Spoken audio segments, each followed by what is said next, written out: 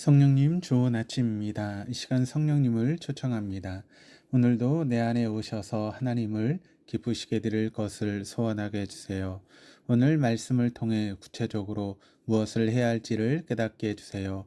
깨달은 것을 삶 속에서 실천할 수 있도록 도와주세요. 아멘.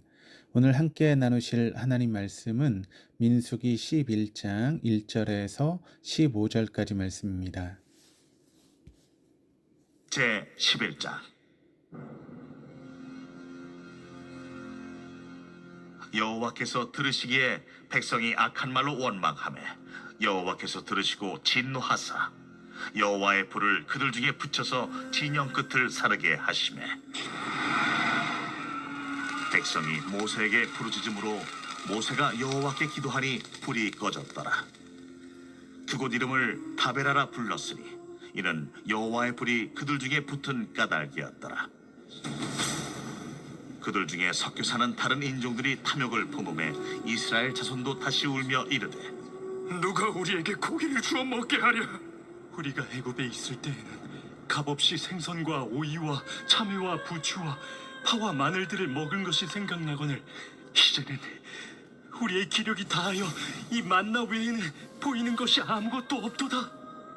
하니 만나는 가시와 같고 모양은 진주와 같은 것이라 백성이 두루다니며 그것을 거두어 맷돌에 갈기도 하며 절구에 찍기도 하고 가마에 삶기도 하여 과자를 만들었으니 그 맛이 기름 섞인 과자 맛 같았더라. 밤에 이슬이 진영에 내릴 때에 만나도 함께 내렸더라.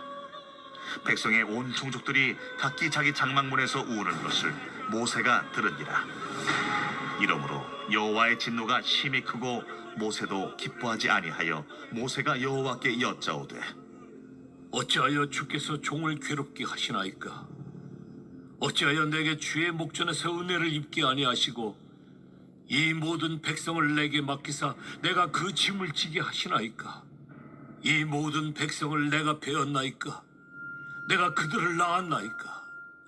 어찌 주께서 내게 양육하는 아버지가 젖먹는 아이를 품듯 그들을 품에 품고 주께서 그들의 열조에게 맹세하신 땅으로 가라 하시나이까? 이 모든 백성에게 줄 고기를 내가 어디서 얻으리이까? 그들이 나를 향하여 울며 이르되 우리에게 고기를 주어 먹게라 하온즉 책임이 심히 중하여 나 혼자는 이 모든 백성을 감당할 수 없나이다. 주께서 내게 이같이 행하실진대 구하옵나니 내게 은혜를 베푸사 즉시 나를 죽여 내가 고난당함을 내가 보지 않게 하옵소서. 1절에서 3절까지 말씀입니다. 여호와께서 들으시기에 백성이 악한 말로 원망하매 여호와께서 들으시고 진노하사 여호와의 불을 그들 중에 붙여서 진영 끝을 사르게 하시매 백성이 모세에게 부르짖음으로 모세가 여호와께 기도하니 불이 꺼졌더라. 그곳 이름을 다베라라 불렀으니 이는 여호와의 불이 그들 중에 붙은 까닭이었더라. 하나님을 원망하고 또 그것에 대한 대가로 심판을 당하자 심판이 두려워 모세에게 부르짖고 모세의 중보로 하나님께서 다시 이스라엘 백성을 용서하시는 그림입니다. 구약에서 어렵지 않게 찾아볼 수 있는 패턴입니다. 물론 이 그림은 중보자로서의 모세의 역할을 보여주며 더 나아가서는 예수의 중보자 역할의 모형입니다. 하지만 여기서 우리가 눈여겨 봐야 될 점은 이스라엘 백성들의 마음의 본질적인 변화입니다. 신약에서는 거듭남, 신학적으로 중생이라고 표현되기도 합니다. 이스라엘 백성들은 모세 덕분에 불심판은 면했지만 그들의 마음의 본질적인 변화는 없었습니다. 하나님을 원망하다 심판이 무서워서 비는 것은 믿음이 아닙니다. 오늘 본문에서 이스라엘 백성은 중보자 모세에게 구원을 위해 부르짖긴 했지만 그저 자기들의 구원을 위해 모세를 찾은 것이지 그들 마음의 본질적인 변화는 일어나지 않았던 것입니다. 그래서 그들은 또다시 하나님을 원망하기 시작합니다. 4절에서 6절입니다. 그들 중에 섞여 사는 다른 인종들이 탐욕을 품음에 이스라엘 자손도 다시 울며 이르되 누가 우리에게 고기를 주어 먹게 하랴? 우리가 애굽에 있을 때에는 값없이 생선과 오이와 참외와 부추와 파와 마늘들을 먹은 것이 생각나거늘 이제는 우리의 기력이 다하여 이 만나 외에는 보이는 것이 아무것도 없도다 하니. 광야는 하나님의 언약을 드러내기 위한 시간이지 이스라엘을 위한 시간이 아니었습니다. 만나는 하나님의 백성은 오직 은혜로만 산다는 것을 증거했습니다. 그게 이스라엘의 존재의 목적이었습니다. 하지만 주님의 언약을 증거하는 데에는 관심이 없던 이스라엘은 과거를 추억하며 자기 배를 마음껏 채울 수 있었던 애굽 시절을 그리워합니다. 현재 자신의 존재의 의미를 과거에서 찾는 것, 과거를 추억하며 현재를 후회하는 것, 현재 자신이 주님의 언약을 증거하기 위해 존재한다는 사실을 모르는 사람들의 특징입니다. 인간은 자신의 선택을 통해 현재를 그리고 미래를 만들어가는 자유를 행복으로 여깁니다. 그런데 광야에서는 그럴 자유가 없었습니다. 모든 자유는 하나님께 박탈당한 채 하나님의 이끌리심에만 의지해야 합니다. 어디로 갈지도 몰라 구름기둥, 불기둥을 따라가야 했고 먹을 것이 없어서 만나만 먹어야만 했습니다. 약속의 땅이라는 미래도 이미 하나님에 의해서 정해져 있었습니다. 광야는 자기가 원하는 대로 자신의 뜻을 이루며 살기 원하는 인간에게 철저한 죽음의 장소였습니다. 그렇기 때문에 매일 하늘에서 만나가 값없이 뚝뚝 떨어졌어도 이스라엘 백성들은 만나를 거부한 것입니다. 7절에서 10절입니다. 만나는 가시와 같고 모양은 진주와 같은 것이라 백성이 두루 다니며 그것을 거두어 맷돌에 갈기도 하며 절구에 찢기도 하고 가마에 삶기도 하여 과자를 만들었으니 그 마치 기름 섞은 과자 맛 같았더라. 밤에 이슬이 진영에 내릴 때에 만나도 함께 내렸더라. 백성의 온 종족들이 각기 자기 장막 문에서 우는 것을 모세가 들으니라. 이러므로 여호와의 진노가 심히 크고 모세도 기뻐하지 아니하며. 아무리 맛있는 음식도 며칠만 계속 먹으면 질리는데 이스라엘 백성들은 40년 동안 만나만 먹었습니다.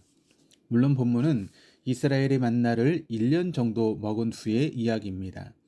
본문 8절을 보면 맷돌에도 갈고 절구에도 찢고 가마에 삶기도 하면서 만나를 맛있게 먹기 위해 많은 노력을 한 것으로 보입니다. 하지만 만나는 절대 맛있을 수가 없습니다. 하루 이틀이야 색다르고 맛있지만 일주일, 한 달, 1년이 지나면 지겹습니다.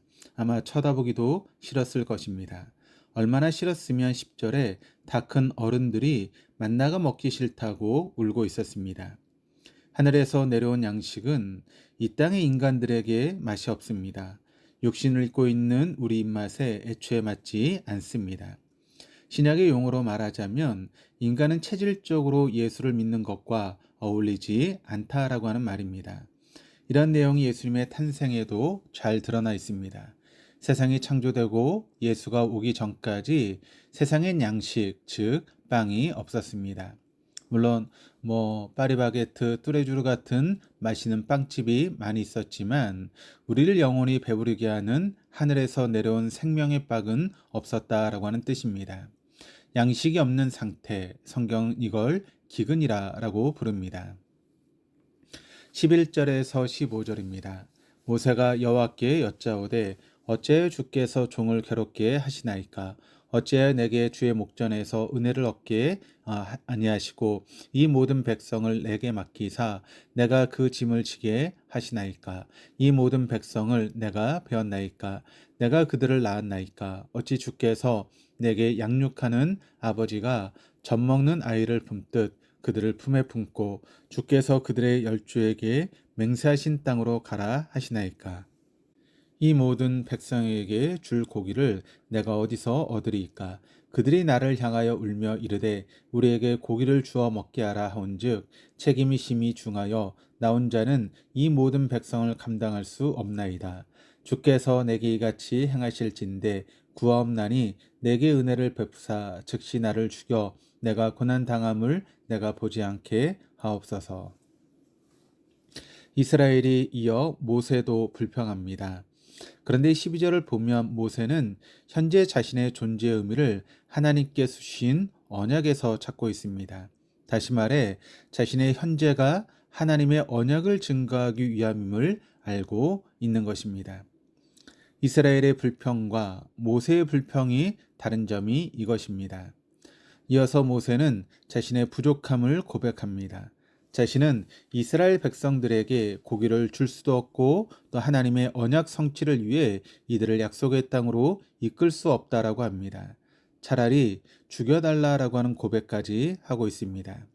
재밌는 점은 모세가 이렇게 자신의 불가능함을 고백할 때 하나님께서는 당신의 언약을 더욱더 견고히 세워 가십니다.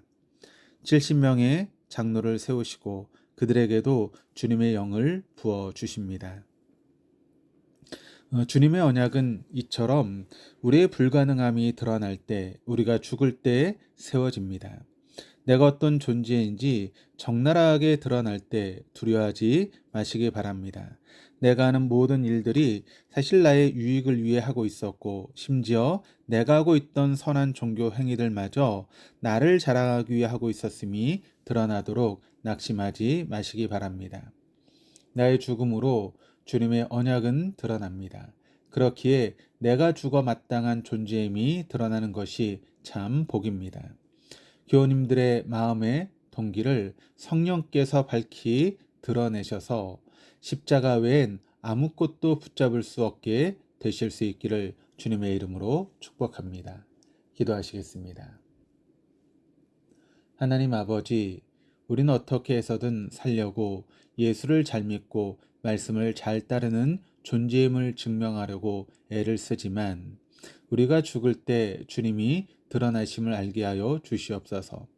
오늘을 살아가는 나의 현재가 나의 과거가 쌓여 만들어진 현재가 아니라 주님의 십자가를 증거하기 위한 현재임을 깨닫게 하여 주시옵소서.